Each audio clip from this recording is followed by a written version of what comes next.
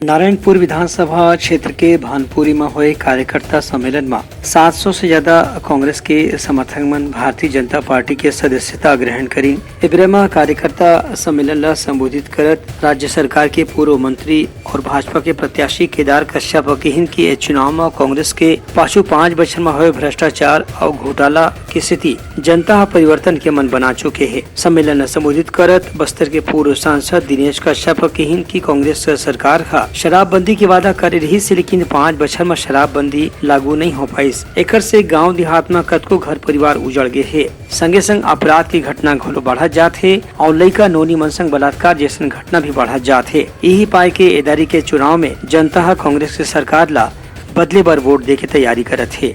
Bureau report उत्लंघा news.